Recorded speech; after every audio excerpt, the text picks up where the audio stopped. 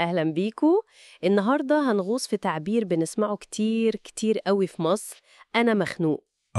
التعبير ده بالذات. بالظبط. معانا شوية قرايات وملاحظات كده بتحاول تفكك الكلمة دي، معناها إيه بجد؟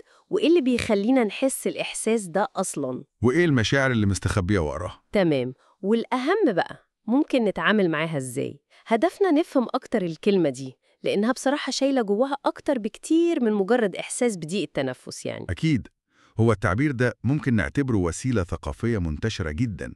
بدل ما الواحد يوصف بالظبط هو حاسس بإيه، بيقول الكلمة دي وخلاص. بتلم حزمة مشاعر سلبية كده مع بعض. حزمة مشاعر سلبية؟ أيوة. واللي لفت نظري فعلا حتة إن الكلمة دي مطاطة قوي زي الأستك، بتشمل حاجات كتير. زي الأستك دي حلوة دي. آه يعني ممكن ده يكون سببه إننا بنلاقي صعوبة أحياناً في كلامنا العادي إننا نلاقي الكلمة الصح لكل إحساس سلبي بنمر بيه. طيب فكرة الأستك دي مهمة، لو فكناها شوية مخنوق دي ممكن تكون إيه بالظبط؟ المصادر اللي معانا بتقول حاجات مختلفة. تمام. ممكن تكون رفض، يعني حد بيقول لأ أنا مش قابل الوضع ده، أو إنه حاسس إنه مضغوط ومجبر على حاجة. صح. وممكن تكون أبسط من كده كمان، مجرد حالة عامة من الضيق، الملل، الزهق، الواحد يبقى مش طايق نفسه زي ما بنقول.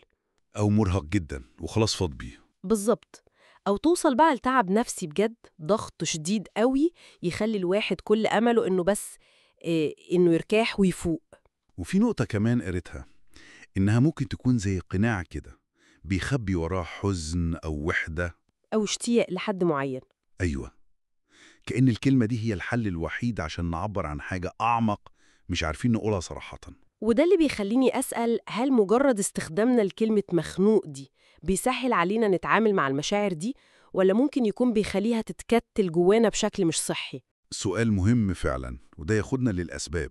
طيب، ليه بنوصل للمرحلة دي؟ ليه نقول أنا مخنوق؟ التحليلات بتشير لأسباب يعني متشعبة قوي. أكيد. ضغوط الحياة والشغل دي يمكن أول حاجة بتيجي في بالنا، تمام. زي مثلا في قصة قريتها عن حد شغال مبيعات وبقاله فترة مش بيحقق أهدافه، وحاسس إن خلاص الدنيا مقفلة في وشه. طبعا. وفي كمان مشاكل العلاقات، دي ليها دور كبير قوي. العلاقات إزاي؟ يعني الإحساس بالوحدة حتى لو الواحد وسط ناس، أو إن مفيش حد حواليك فاهمك بجد، دي من أكتر الحاجات اللي بتوصل للإحساس ده بصراحة. ده حقيقي. وما نقدرش ننسى كمان الظروف الاقتصادية الصعبة اللي ضغط على أعصاب ناس كتير اليومين دول. أكيد. ومش بس العوامل الخارجية دي، لأ، الصحة النفسية نفسها ليها دور، يعني القلق المستمر، الاكتئاب. والمفاجأة بقى إن حتى المشاكل الجسدية ممكن تترجم للإحساس ده. زي إيه مثلا؟ يعني أنيميا حادة، مشاكل في القلب، الحاجات دي بتعمل إرهاق جسدي ونفسي في نفس الوقت.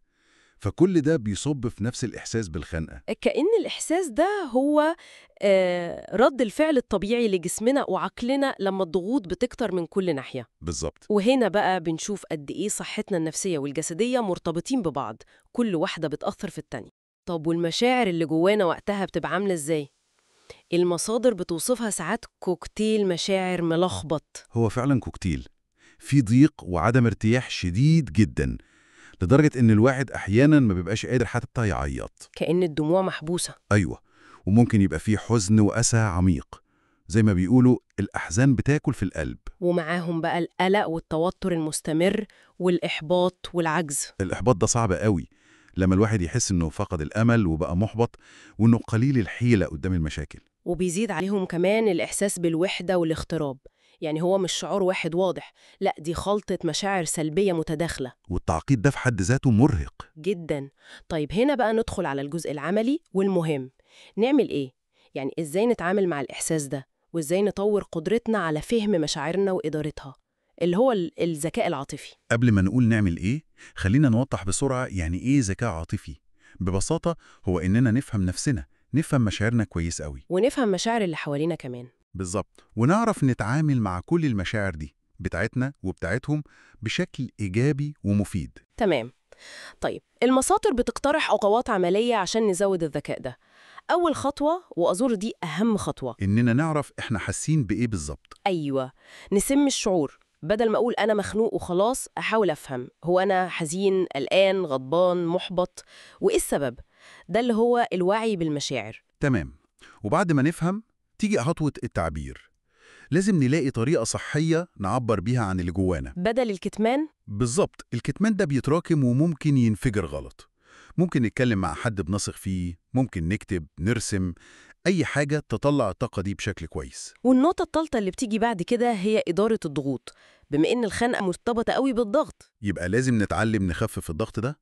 الرياضة مهمة جدا، التأمل، تمارين التنفس البسيطة، حتى الضحك أو إن الواحد يعمل حاجة بيحبها وبيستمتع بيها. كل دي حاجات بتفرق. ورابع حاجة، العلاقات الداعمة.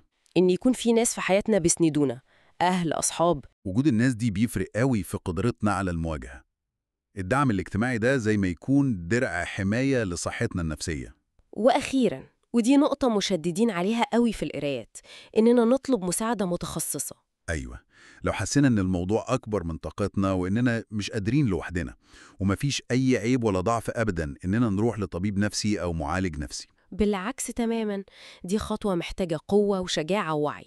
والمهم هنا إننا نكسر وصمة العار اللي ساعات بتكون مرتبطة بطلب الدعم النفسي في مجتمعنا. دي مش رفاهية، دي ضرورة عشان صحتنا. الاعتراف بالاحتياج للمساعدة ده أول خطوة للتحسن. يبقى لو هنلخص اللي قلناه النهاردة، كلمة أنا مخنوق دي وراها عالم كبير من المعاني والأسباب والمشاعر. المهم إننا ما نقفش عندها، نحاول نفهم إيه اللي وراها، جوانا وجوه غيرنا. نزود وعينا بمشاعرنا، نعبر عنها صح، ندير ضغوطنا، نحافظ على علاقاتنا القوية، وما نترددش أبداً نطلب مساعدة لو محتاجين. صحتنا النفسية مهمة زي صحتنا الجسدية بالظبط. وده يمكن يوصلنا لسؤال أخير نفكر فيه. تفتكري لو كلنا فهمنا العمق اللي ورا كلمة بسيطة وشائعة زي أنا مخنوق، ده ممكن يغير إزاي طريقة تعاملنا وتعاطفنا مع بعض في حياتنا؟ سؤال مهم جداً ومحتاج تفكير. بنتمنى للجميع حياة أهدى وراحة نفسية أكبر. شكراً لوقتكم ومع السلامة.